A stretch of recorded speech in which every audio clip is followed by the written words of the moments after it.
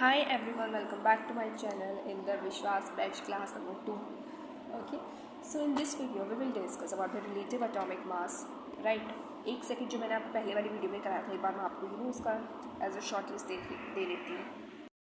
ये जो mall concept है एटॉमिक मास है ये हम कर चुके थे पहले,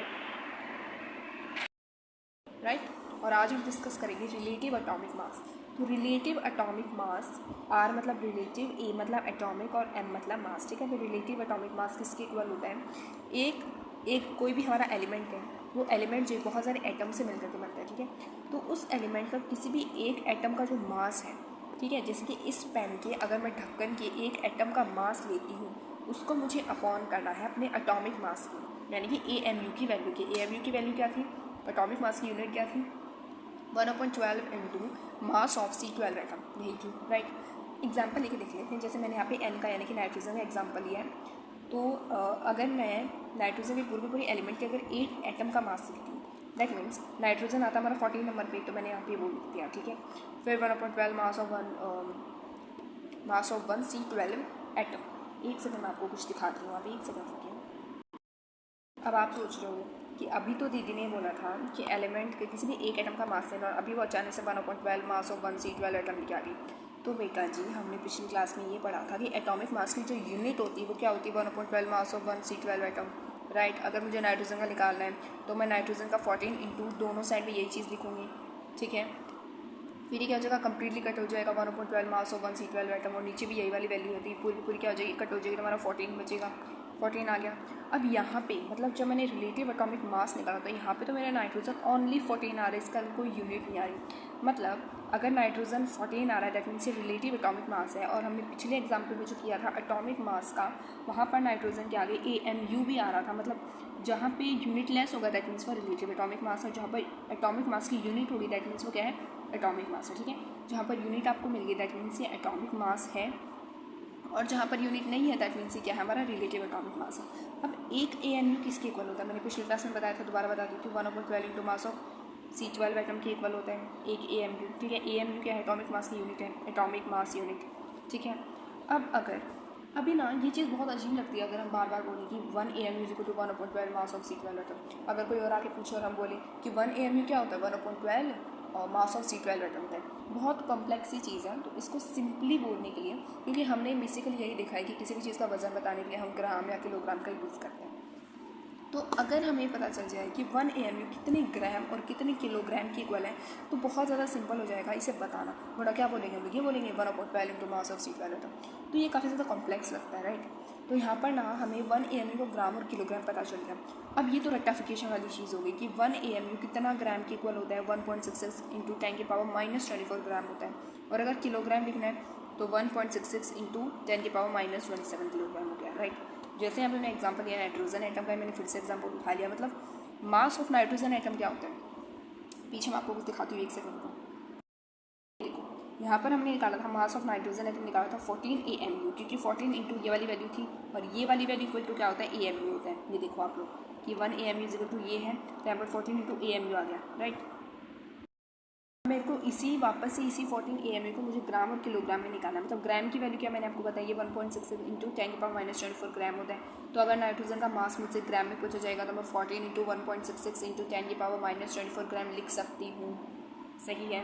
और अगर मुझसे किलोग्राम में पूछा जाए तो मैं 1.66 इंटू 10⁻⁻27 किलोग्राम लिख सकती हूँ, सिंपल है। अगर ऑक्सीजन पूछा जाए तो 16 इंटू हो जाएगा, राइट। अगर सल्फर पूछा जाए तो 32 इंटू ग्राम और किलोग्राम की वैल्यू लग जाएगी। तो ये तो रेक्टिफिकेशन वाली चीज़ हो गई कि 1 AMU कितना ग्राम होता है और कितना किलोग्राम होता है, इसलिए मैंने इसको अलग से हाईलाइट किया, ठीक है। हमें ये भी पता है कि 1 किलोग्राम में 1000 ग्राम होते हैं। अब यहाँ पर एक और चीज़ आती है जो 1 AMU के ग्राम के इक्वल है, क्या है? Na क्या होता है? Na होता है हमारा एवोगाड्रो नंबर। एवोगाड्रो का नंबर हम इसी तरीके से लिखते हैं, Avogadro number is equal to क्या होता है? 6.02 इंटू 10⁻23 होता है। अब क्या किया साइंटिस्ट लोगों ने? इस चीज़ को रेसिप्रोकल किया, तो हमें क्या मिला? मतलब ये बहुत ज़्यादा शौक वाली चीज़ थी कि जब मैंने एवोगाड्रो नंबर को इस तरीके से रेसिप्रोकल किया तो मुझे वही वैल्यू मिली जो 1 AMU के ग्राम की इक्वल थी। यहाँ पे देखो क्या वैल्यू है ग्राम की? 1.66 इंटू 10⁻⁻24 ग्राम है। जब मैंने एवोगाड्रो नंबर का, ये देखो मैंने यहाँ पे रेसिप्रोकल किया हुआ है, इस वैल्यू को मैंने 1 में लिख दिया, राइट। तो यहाँ पे जो मुझे सॉल्यूशन करने के बाद में जो वैल्यू मिल रही है वो क्या होगी, 1.66 इंटू 10⁻⁻24 होगी। ये और ये वाली वैल्यू तो भाई सेम है।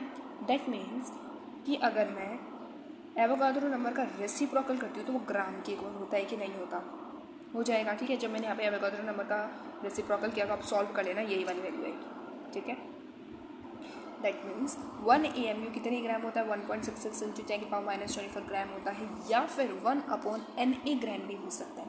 Na क्या है, पे एवोगाड्रो नंबर है जिसका मैंने क्या किया है, 1 में आ गया, दैट मीन्स इसका रेसिप्रोकल हो गया, और जो वैल्यू आई है वो किसके इक्वल आई है, ग्राम के इक्वल आई है। मतलब 1 AMU ग्राम ये वाली वैल्यू भी होगी, और अगर ये वाली लिखी आ जाए 1 Avogadro number gram is equal to 1 AMU gram, तो हाँ भाई बिल्कुल सही है, क्योंकि हमने जब एवोगाड्रो नंबर का रेसिप्रोकल किया तब भी हमारे ग्राम की वैल्यू आई, और सिंपली ग्राम की वैल्यू थी, वो तो है ही, फिर ये किलोग्राम की वैल्यू होगी, काफ़ी सिंपल है, ठीक है भाई। तो ये है हमारा रिलेटिव एटॉमिक मास। फिर से जल्दी से इसका रिकैप देख लेते हैं। Relative atomic mass is equal to क्या होता है, mass of 1 atom of element upon 1/12 mass of C12 atom, यही होता है। नाइट्रोजन का निकालता है यहाँ पे 14 इंटू, और ये वाली वैल्यू ऊपर से ही आ जाएगी, क्यों आ जाएगी मैंने पीछे आपको बता दिया। फिर ये वैल्यू पूरी की पूरी कट आउट हो जाएगी, मतलब जो हमारा रिलेटिव एटॉमिक मास होता है इसमें कोई भी यूनिट नहीं होती है, तो ये यूनिट लेस होता है। मतलब जब मैंने एटॉमिक मास निकाला तो मेरे पास पीछे यूनिट आई थी 14 AMU, और यहाँ पे जब मैंने सिंपल रिलेटिव एटॉमिक मास निकाला तो मेरे पास कोई भी यूनिट नहीं आई, सिंपल 14 आया, ठीक है। फिर 1 AMU इज इक्वल टू क्या था, 1/12 मास ऑफ C12 एटम होता है, हमें पता है। अब ये चीज़ बोलने में बहुत ज़्यादा अजीब लग रही, तो हम अगर ग्राम और किलोग्राम में इसका वेरीफाई कर लें तो काफ़ी ज़्यादा सिंपल हो जाएगा, राइट। तो मैंने क्या किया यहाँ, मैंने नहीं मतलब साइंटिस्ट लोगों ने किया कि 1 AMU ग्राम में और किलोग्राम में इन्होंने एक फिक्स वैल्यू इनकी निकाल ली, जो कि थी ये वाली, ठीक है। अब इन्होंने इनको हमें मतलब हमें भी ये चीज़ पता है कि 1 किलोग्राम इसको भी 1000 ग्राम होता है, लेकिन जब साइंटिस्ट लोगों ने क्या किया, एवोगाड्रो नंबर का यहाँ पर रेसिप्रोकल किया, तो जो वैल्यू आई वो भी इसकी ग्राम की वैल्यू के इक्वल थी। दैट मीन्स हम ये बोल सकते हैं कि जो 1 AMU इज इक्वल टू ग्राम होता है वो 1 एवोगाड्रो नंबर ग्राम भी हो सकता है, ये सिंपल था। फिर मास ऑफ एन एटम निकालना था 14 इंटू AMU, और AMU की वैल्यू क्या होती है, ये वाली होती है, राइट। AMU को अगर हम ग्राम में लिखेंगे तो हम ये वाली वैल्यू लिख देंगे, यहाँ पर किलोग्राम में लिखेंगे तो ये वाली वैल्यू लिख देंगे, सिंपल है। अगर एटॉमिक मास में हमसे एन का एटम का मास पूछा जाता है तो वहाँ पर आप सिंपली इतना ही लिखोगे एटॉमिक मास के अंदर, तो इतना ही आएगा। अगर रिलेटिव एटॉमिक मास में पूछा जा रहा है ग्राम या किलोग्राम के अंदर, तो ये वाली चीज़ पूरी आ जाएगी, ठीक है। मोल नंबर हम अगली क्लास में करेंगे।